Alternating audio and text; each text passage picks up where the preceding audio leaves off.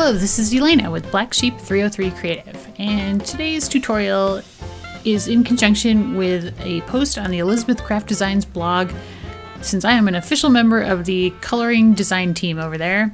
And my project today is a lovely floral arrangement made from the Spring Bloom stamp set and a little bit of the Flower Power stamp set. All of the stamps I have stamped down using Ranger Archival Jet Black ink onto Bristol Smooth cardstock. I knew I'd be using my Zig Clean Color brush markers with this and some water. So the Zig paper, or the Bristol paper, is great with the Zigs, and then the waterproof ink is necessary for the use of any water. Now all of the stamps you see there, other than the sentiment and the vines on the right, are from the Spring Bloom set. And then the vines with the blossoms on the right are from the Flower Power stamp set. The sentiment is from the Dreams Sentiments stamp set. And I liked how scrolly it was, and just the sentiment went really well with the floral arrangement I had in mind. Now my flower, my big flower, I am coloring sort of going from a dark orange in the center to a light yellow on the outside. So I started off with the darkest orange, which was 70 orange. I added some 52 bright yellow, which is actually really more of a light orange. And then I blended that together and out with 51 lemon yellow. And finally, I'm taking water and blending the whole thing out to the outer edges of the petal, just to try to get that bright yellow, or the lemon yellow, even lighter as it goes towards the outside edges. Now I do wind up using some 22 Carmine Red to deepen down the oranges, like right in the center of the flower, just to create some more shadows and some more sort of colorful interest in the interior of the flower, and that actually works out really well. So I did wind up using 4 shades on this flower, but it was really pretty easy to do. And you can see how well they blend on that Bristol paper. Now on my stem and my leaves on the big flower, I used 41 light green and then 43 olive green. And then I added in a tiny bit of 45 pale green to kind of bridge the gap between the very light 41 light green and the pretty dark 43 olive green. And it does a really nice job of kind of making some appropriate shading and shadowing on those leaves. Now I'm going to move on to the purple flowers here, and I used 2 shades of purple. It was 80 violet and 83 lilac, which is lighter. And I just colored it like right in the centers or right on the bases of those little buds. And then I took a lot of water and I spread the color with water out to the rest of the flower. My idea was that I wanted the centers to be very, very dark with almost white on the outer edges of the petals. You know, because purple is such a strong color, with the water, it wants to spread all over the flower. Like, it wants to become an entirely purple flower. So having a cloth on hand helped a lot. So I have a dried out baby wipe, and I'm taking a lot of water as I spread that purple so it doesn't get too purple. And then I'm dabbing up the water with the cloth to pull the color and the water off at the same time on the outer edges to keep them light and to keep them from turning too purple.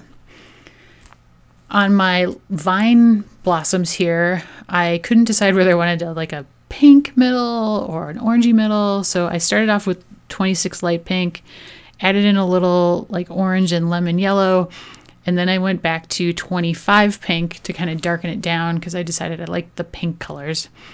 On these leaves, as well as the ones on the purple flowers, I used the 41 light green and also the 45 pale green to have those leaves be slightly brighter than the more olivey leaves on the yellow flower.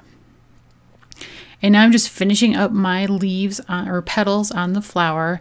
And as you can see, in terms of shading, my general rule of thumb is that petals that are underneath other petals are going to be darker than the petals that are on top of them, at least along the edge where they meet each other.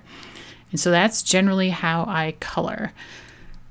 I just kind of go with basically, like, say there's an overhead light source. So it's a general light source. And then that rule of thumb seems to work well in terms of shading, and it provides a pretty nice realistic effect in the long run.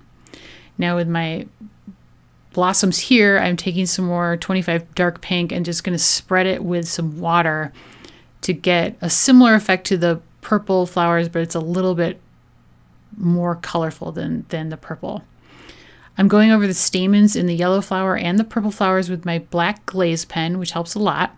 And then I do wind up adding some white dots to the centers of those pink flowers with a white gel pen too.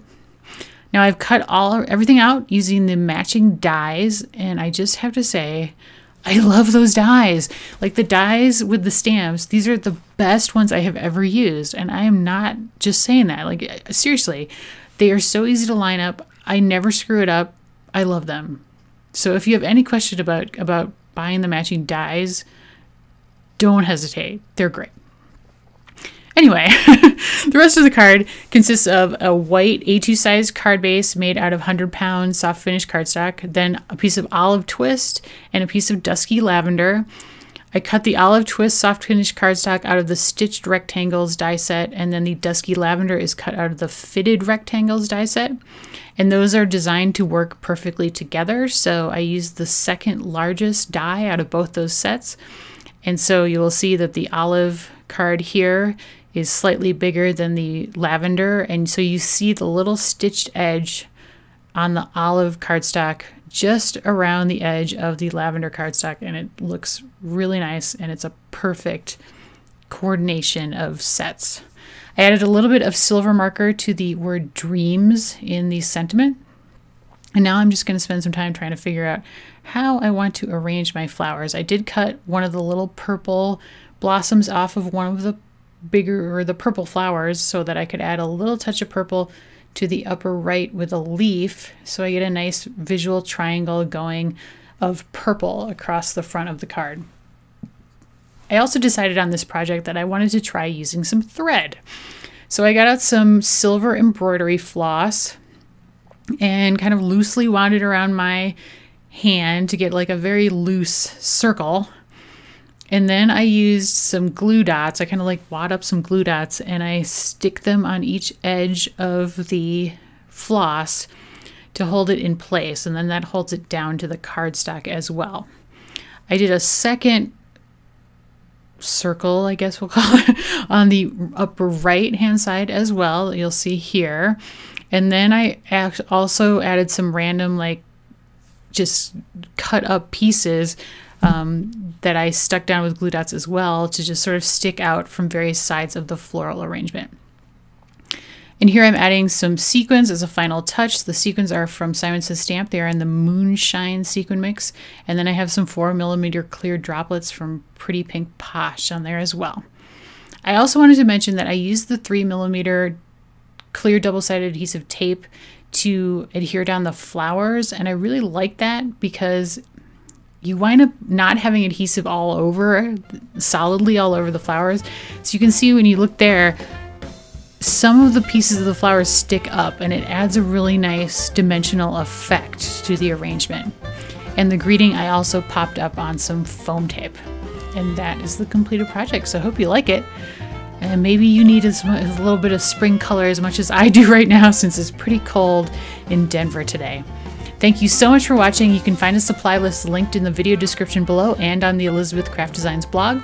You can find more from me on my blog at blacksheep303.com. If you liked the video, please give me a thumbs up, and if you haven't subscribed to my channel yet, I would really love it if you'd subscribe. You can also find me on Instagram at blacksheep303. Thank you so much. Have a great day.